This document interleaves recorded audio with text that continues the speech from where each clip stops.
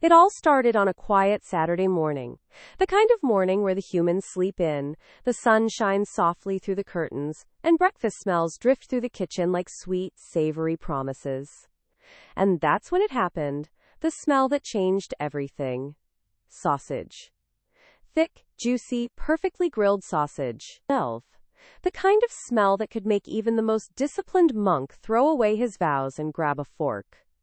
Bella's nose twitched. Dori's eyes narrowed. And in that silent moment, they both knew. Today was the day of the Great Sausage Heist. It began with Bella's nose twitching. Sniff, sniff, sniff, sniff, sniff, sniff. Her eyes fluttered open like someone had whispered the word, treat. Testin. She stretched, yawned, and froze mid-yawn. Her little snout lifted high, nostrils wide like radar dishes. Sausage. It was close. Too close. Bella turned her head toward the kitchen counter. And there it was, gleaming under the morning light like a trophy from the gods, a plate of fresh sausages. She gasped quietly, if dogs could gasp, then turned toward Dori, who was snoring in her usual dramatic fashion. Head on her paws, ears flopped over like a blanket, occasionally letting out a grunt that sounded like a tiny trombone. Bella trotted over and nudged her. No reaction. She nudged again, harder this time. Still nothing. So Bella did what any respectful friend would do. She jumped directly on Dori's back. Woof! Dori had jolted up so fast her fur puffed out like static, her sound. She blinked, confused. Is the house on fire? No, Bella whispered dramatically. It's something better. Dori squinted. Better than a nap? Tausos. Bella leaned closer, her voice trembling with excitement. Sausage! Dori froze, then slowly, very slowly, turned her head toward the kitchen. Her pupils dilated, her ears lifted, her tail gave one single wag, like a signal flare. The Great Heist was born. Now, if dogs had whiteboards, this is where they'd start drawing diagrams. But since paws aren't great for holding markers, they improvised. Doric, being the senior strategist, paced back and forth, thinking. Bella followed behind, copying her every step, like a furry echo. Okay, Dori muttered to herself. We have 1 human, 1 plate, 3 sausages, and about a 2-foot vertical disadvantage. Bella tilted her head. Vertical what? Now. Means it's too high, shrimp. Bella gasped. You called me shrimp again. Doria didn't look up.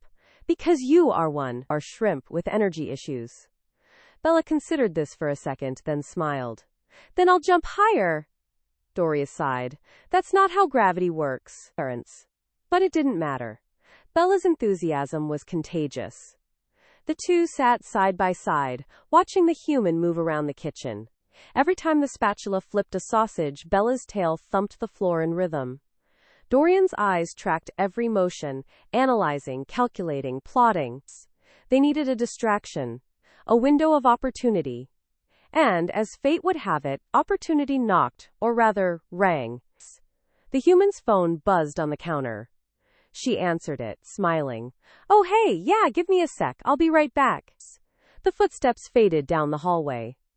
The kitchen fell silent. Bella and Dorian exchanged a look. No words, no barking, just pure, telepathic dog communication. It was time. Bella was first to move. Fast, confident, unstoppable. Her tiny paws clicked across the tile like the beat of a heist soundtrack.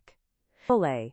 Doria followed, tail wagging low, body swaying like a sausage-shaped submarine on a secret mission. The plate was right there, gleaming, golden, perfect. Bella crouched, ready to leap.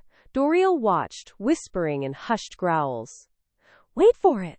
Wait for it! Bella's back legs coiled like springs. Counter. She jumped. Her paws hit the counter. Success! Well, partial success.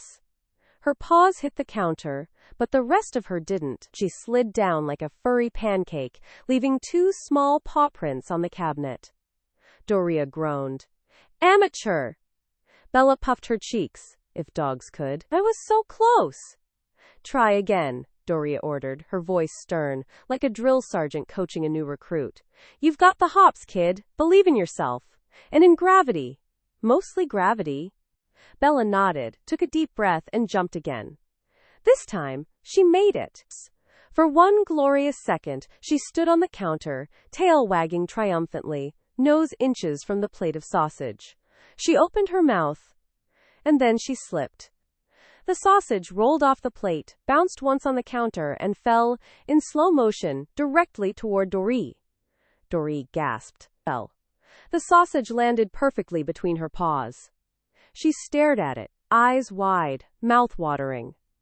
Bella dangled from the counter edge, watching helplessly. Dori, share it. Doria looked down at her, eyes gleaming with mischief. Share? She said slowly. Of course I'll share. She leaned down, voice dropping to a whisper. Next time. And then she bolted. Bella yelped in protest and took off after her. Doria darted around the corner, sausage clenched tightly in her jaws, tail streaming behind her like a victory banner. Bella's paws skidded on the tile as she chased, barking indignantly. Come back here, you traitorous whiner dog! Doria barked through a mouthful of sausage, something that sounded vaguely like finders keepers. The chase was on. They tore through the hallway, across the living room, under the coffee table. A plant tipped over. A throw pillow flew into the air. Bella lunged. Doria dodged. For 2 minutes, the world was pure, glorious chaos. And just as Bella finally cornered Doria near the couch, the human returned. She froze in the doorway. The kitchen, disaster. The living room, wrecked. The dogs, panting, guilty, motionless. And the sausage, completely, absolutely, irreversibly gone. The human's eyes narrowed. All right, which one of you did it? Bella looked at Dori's alone.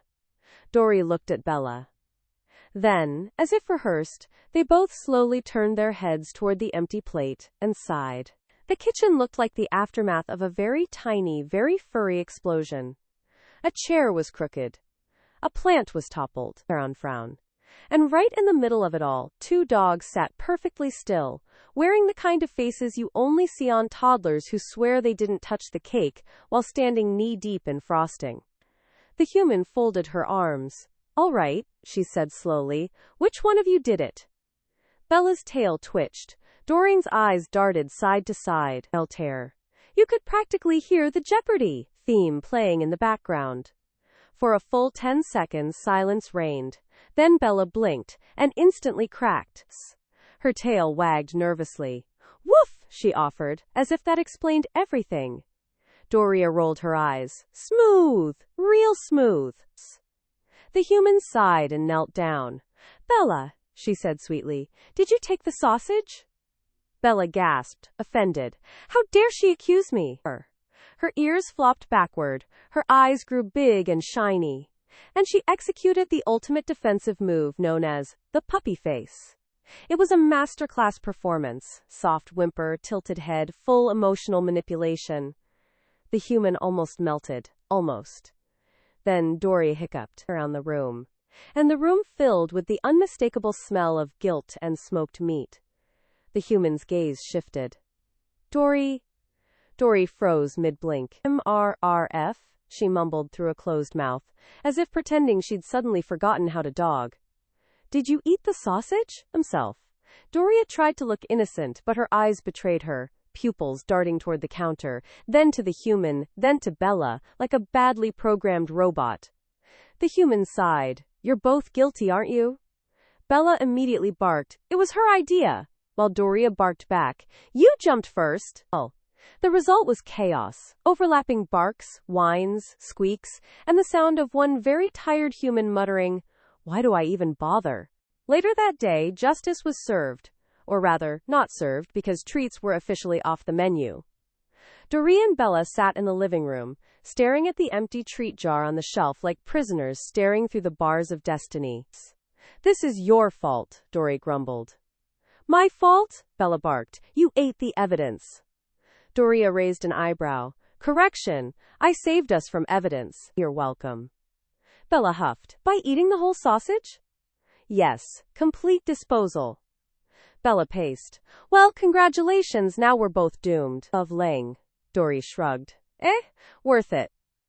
The silence stretched for a moment before Bella muttered, You know, it was a really good sausage. Loves. Dori nodded solemnly. Top tier, 10 out of 10. Would steal again. They sat quietly, reflecting on their crime like two old outlaws reminiscing about the good days.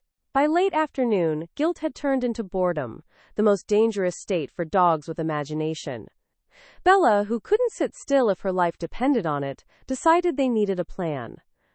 Okay, she said suddenly, tail flicking. We fix this. Clear our names. Dori looked up from her nap. Clear our names? Bella, I literally smell like sausage. I'm basically a walking confession. Bella ignored her. Well, fake new evidence. Something that proves we're innocent. Doria blinked. You want to frame someone? Bella gasped. Not frame, just slightly redirect the narrative. Doria tilted her head. You've been watching too much TV. Still, she was curious. All right, mastermind, who's the scapegoat?